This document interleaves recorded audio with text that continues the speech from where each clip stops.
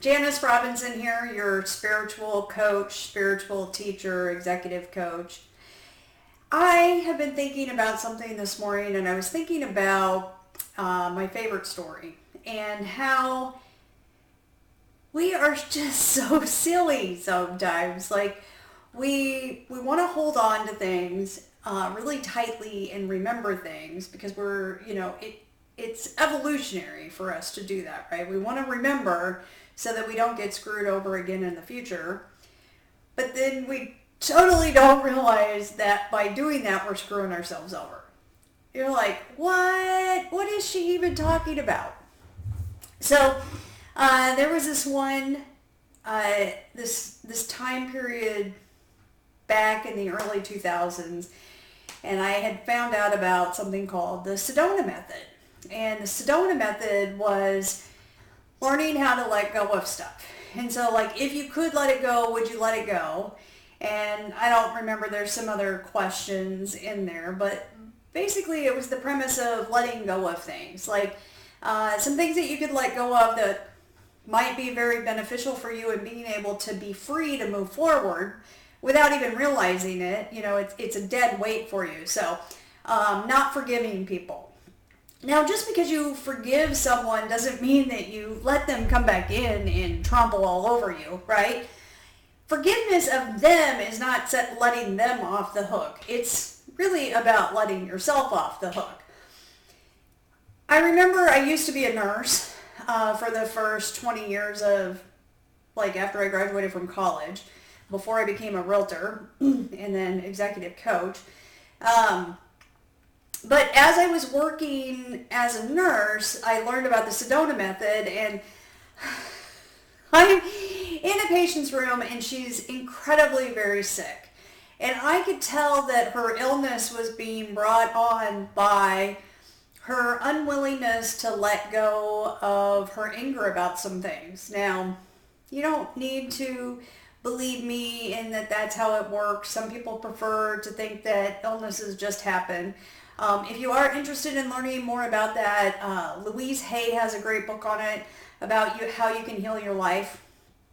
She's passed away, but she has a great book. You can heal your life. And what I realized is this lady was sick because she was unwilling to let go of her anger about a couple of different things. And without permission, I think you recall seeing that in one of my other videos where, you're trying to help people without their permission. I asked her if she would be willing to let it go, and she went nuts on me. No! And there's a few other questions, and instead of me just leaving it alone, I was adamant that I knew I wanted to heal her. And she wanted to get better, but she refused to let go of whatever it was. I don't remember what it was, but she was so angry she absolutely would not let it go, even if it meant being healed. Now, isn't that funny, right? Like, where do you, or where do I, both of us, where do we, avoid being able to move into our next phases of life because we're absolutely unwilling to forgive someone or forgive a situation or, let something go? Like, have you ever had that friend, because of course it wouldn't be you, but have you ever had that friend that, they always have the same issue? And, it's cool the first, month or two, but then when it's been a year and they're still dealing with the same thing, you're kind of like, all right, when are you going to quit bitching about it and do something about it? And is doing something about it as simple as just letting it go and move on? People that get divorced, this is a perfect example. People get divorced, and then the spouses hate the other spouse until literally the day they die. And, you can appreciate when they're going through divorce, maybe, disliking the other spouse. But when you're 2 or 3 years out, especially 10 or 15, you're like, Jesus, when will you ever get over this? I apologize for cussing, but, you're getting pretty extreme. So anyways, to say the least, I was blown away when I realized that this lady refused to let go of this stuff that she was holding all the anger about. And when we hold anger or resentment, or we just won't let go of things where we feel like people have done us wrong, it affects us in different ways. Sometimes it affects our health. It sometimes affects our ability to move forward. Like, have you ever noticed people that are like victims of some life experience, right? And they just won't let it go, and they just want to waller in the victimhood of that life experience. Maybe it was a divorce, maybe they got fired from a job.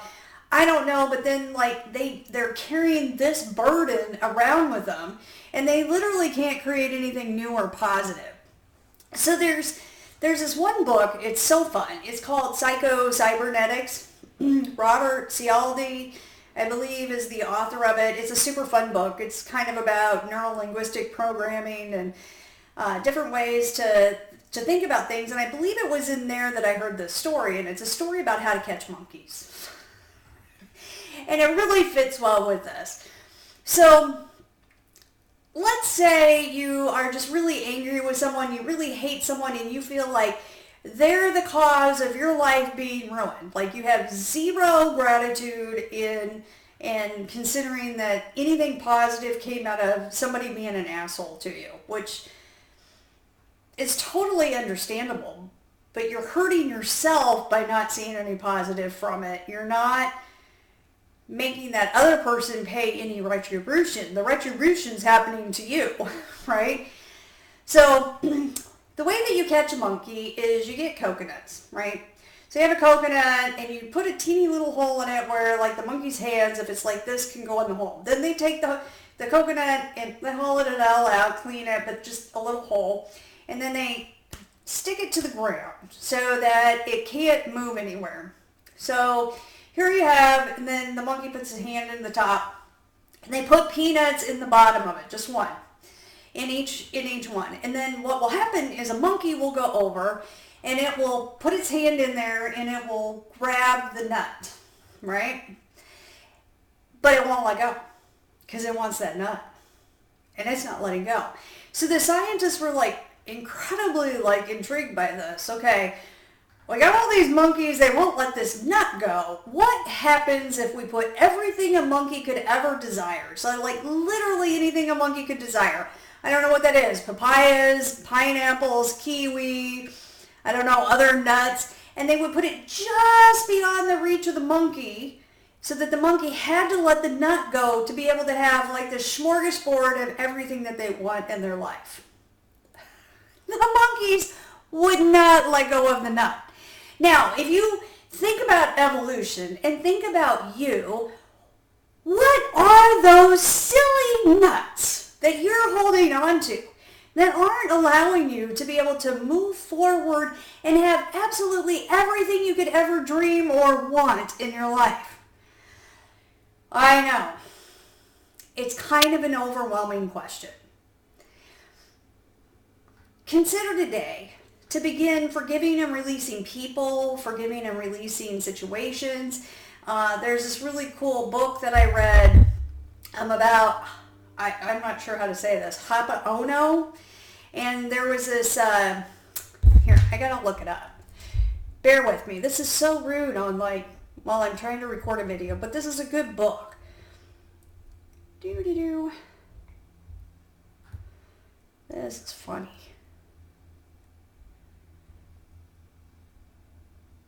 Zero Limits. So Joe Vitale has a book. It's called Zero Limits, and he's talking about this psychiatrist who was working at a high security lockdown mental institution. So these were people that had been like criminally charged. And he never actually met with any of the inmates. And he was doing the process of, please forgive and release me. I forgive and release you. And again, when you're forgiving people, you're not letting them off the hook, right? Like, you're not asking them, like, you're forgiving them for that situation, like getting to a place where maybe you can understand why they did that thing. but it doesn't mean that you let that person come back over and walk all over you again, right? And I think that's the biggest reason why people don't want to forgive people is they're afraid that they're going to be naive or silly again and have that same situation happen again. Just because you forgive someone doesn't mean that you have to go back and play the games that they play in life. It just means that you're disconnecting your karma from them by forgiving them and releasing them, and then that allows you the opportunity to move on. You're letting go of the nut. And the same thing with situations. And if you're unable to find any gratitude whatsoever in the situation, just begin by merely saying, please forgive and release me. I forgive and release you. And think to yourself, I'm ready to let this go. Please set the intention to let this go and help me let this go. I'm ready to move on. And just begin doing that process. And then what happens is you're going to release this nut or all the nuts that have been holding you back and then be able to get to move forward. So this guy who was working in this high security prison, he never met with the people, but he was constantly working on, please forgive and release me, I forgive and release you. And he was thinking about the things that he did, that they had done in society. As it turns out, all of the inmates ended up getting released and having 100% rehab. And he never met with any of them. All he did was he was doing the energetic work on behalf of society. So you will be amazed at what can transform in your life. Those dead weights that have been holding you back, those nuts that you haven't been wanting to let go of that have you tethered to the ground because you're a silly little evolutionary monkey. Hey, I've been there. We all are. And begin to let go of those nuts and experience the smorgasbord of life. Oh man, I'm so excited for you. I would love to hear your thoughts on this. Tell me what's worked or what hasn't worked with this. And let me know your thoughts. Good, bad, ugly, I don't care. I want it all. So I hope you have a fantastic day. And Janice Robinson, your spiritual coach.